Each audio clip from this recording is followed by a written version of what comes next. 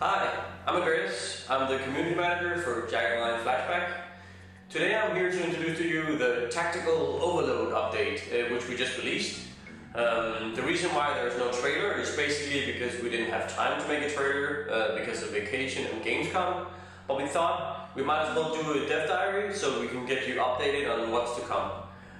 We wanted to share some bit more information about the view cones and the interrupt system, as well as the quick slots or quick pockets that we're adding to the game. We've also given the tactical user interface a complete overhaul, so Roman is going to tell you more about that. And some of the level designers are going to tell you more about some of the sectors that they're adding to this current update. So, enjoy! Welcome everyone, my name is Roman. I'm producer on Jagged Flashback. I'm going to run you through some of the features for the upcoming update. One thing we introduced are view cones for the units. Every unit has a view direction and a view cone, so you can hover units to see what areas they approximately see right now. Also we have interrupts, so I can go into interrupt mode, which allows me to, when the enemy moves and I'm in interrupt mode, interrupt his action and shoot. Also the enemy can do that, so here I can for instance see that this enemy is an interrupt. So if I take my special agent and run towards this enemy, I'll probably get interrupted and shot at, as you can see here. But he didn't hit me, so I'm just gonna go in front of here and we'll try to hit him next turn with my fist if I don't die, which is pretty likely. But also melee combat is new in this update, so we can hit people with knives and fists. We have like some machetes for you. If I hover him normally, his view cone is large and he can see nearly 160, 170 degrees. If I go into interrupt mode, my view cone decreases because it simulates readying your weapon. And what's also interesting is that depending on what kind of weapon I carry at the point I go into interrupt, changes the time it needs for me to trigger an interrupt. So if I choose the Dead Eagle, my reaction timer is 5, so if an enemy spends 5 action points worth of actions inside the view cone, I'm gonna get an interrupt. If I take this Garand, which is a pretty long range rifle, much slower, not so high mobility rating, my reaction time is 14, so before I get an interrupt, the enemy would have to spend 14 action points worth of actions within my view cone before I could interrupt his actions.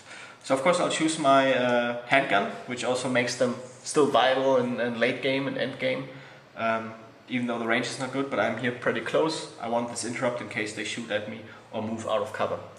You can also see here is an interrupt. I'm going to end my turn. Let's see what happens. As expected, I'll get shot. One thing we also introduced, you can see here, is the hearing system. So I basically heard this guy shooting. Even though there would be a wall, I could hear him behind the wall. So we have a perception value for all mercenaries, so you can hear things, hear them moving behind walls and so on. Yeah, that was basically it. I got an interrupt now with Flea because he shot. That triggered my interrupt. You can see interrupt mode is running. We're still working on the UI to improve things. So unfortunately, it didn't move out of cover, but I'll shoot him anyway now with my gun. I've noticed that while in interrupt mode I cannot change the weapon.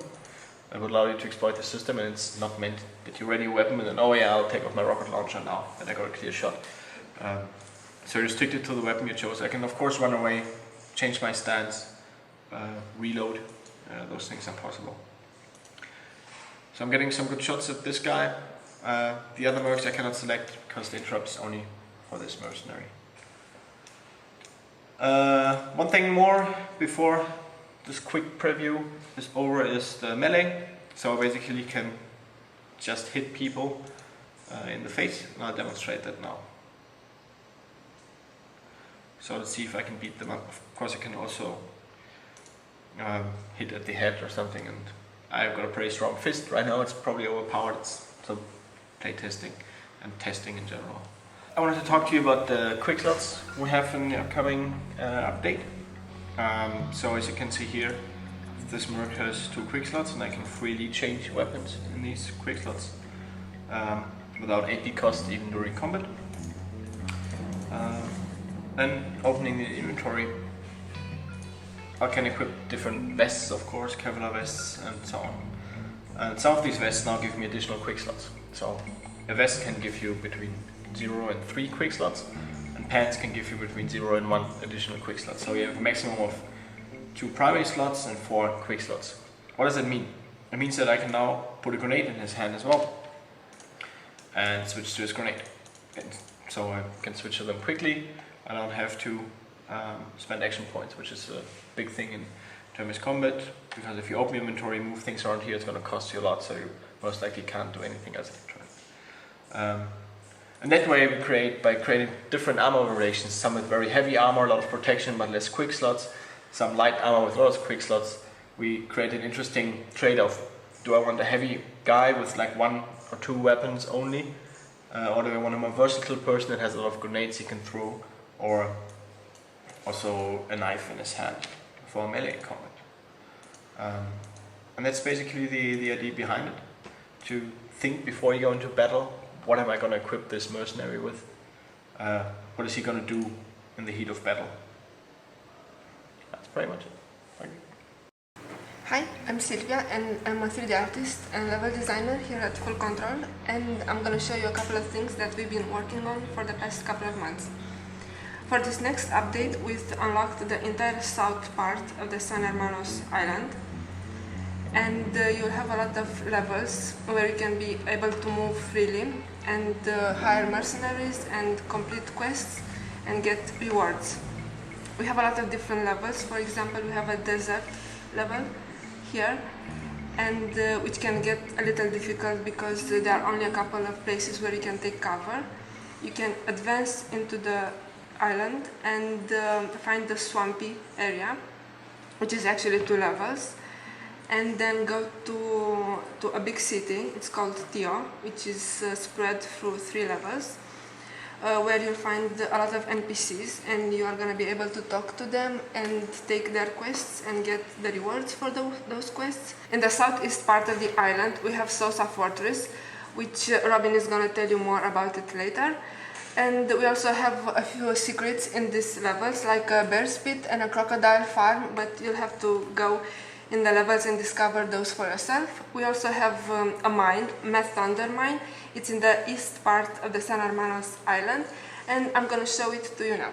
So we are in the Meth Thunder Mine sector. This is a resource sector, so if you control it, you will be able to earn money. You start the level in the west, from the west part. This is the only entry and exit point because the entire mine is surrounded by rock walls.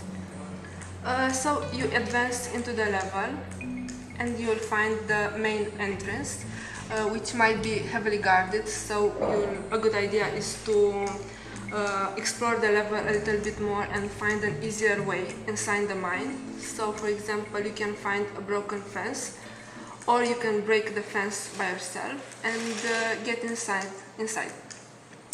Here you also will have a lot of places where you can take cover, and you will be able to hire a merc. She is an ex-Bolivian wrestler and she can join your mercenary team. Also for this level we had to build a few custom props. For example, we made these mine carts and the mine tracks, and also this mine elevator. Yeah, so this was the Meth Thunder Mine sector. Thank you for listening. Hello, I'm Robin and I'm a level designer here at Full Control. Today I'm going to show you sector K11, which is Sosa Fortress. It's a military outpost built on top of a Spanish 7th century fortress. And we have a bit of new and old stuff mixed together. This is the main entrance to the base. I wanted it to be hard to attack, so I placed little cover around the entrance. We also have this smaller entrance over here, which might be easier to attack since it has a little more cover spread around it. Then you could move your way through these ruins, for instance, and make your way to the center of the base, which is this storage depot. And it's an important place to hold in the map since it's the center of the sector, and it offers great cover and has great visibility throughout the rest of the base. Then we have a secret tunnel over here, which might lead somewhere, maybe. We'll see. And that's the overview of the map. Basically, if you find an entrance point, you could work your way through from there. And I try to make sure that there are many paths to choose from, and that there's always another place to go to. Yeah, and I wanted it to feel like you're retaking this base and rediscovering these ruins for yourself. And yeah, that's a basic short overview of Sosa Fortress. Thank you very much for listening. So I hope you enjoyed this quick run through of the new update.